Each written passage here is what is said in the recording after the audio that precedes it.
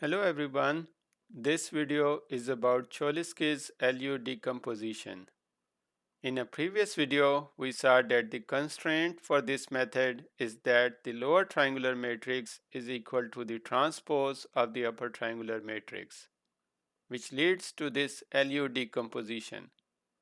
Here we choose the latter form.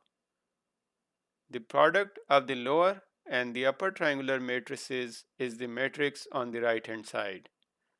As we can see, this is a symmetric matrix, and this explains the first limitation of Cholesky's decomposition method, that is, it requires A to be a symmetric matrix.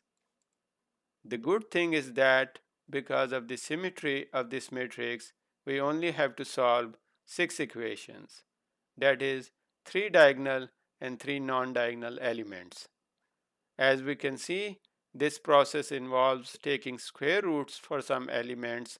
The square roots of negative numbers can be avoided only if A is positive definite, which is the second limitation of Cholesky's decomposition. The last two steps are the same as before, that is forward and backward substitutions.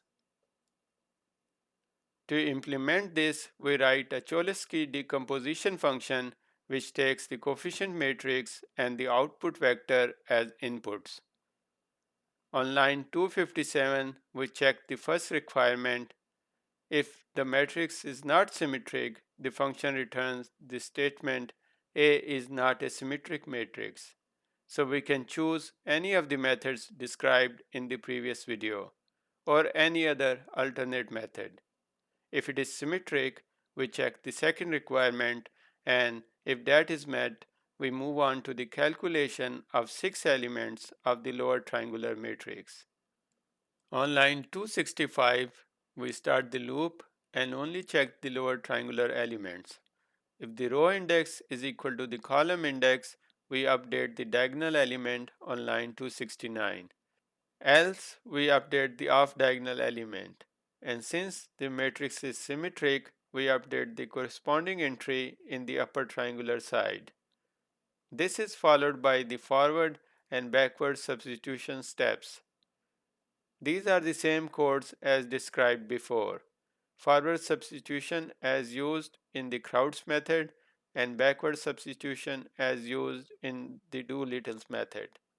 I just changed the name to be more clear here. Now, if we apply this to our example curve fitting problem, we are told that A is not a symmetric matrix, so we can use any of the previously described method to get the solution.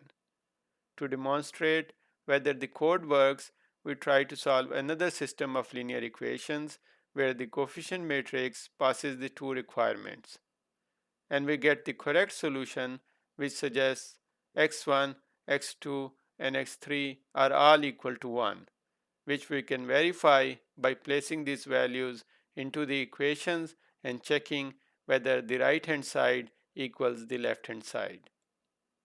In the next video, we will discuss the Gauss-Seidel method from the iterative methods class.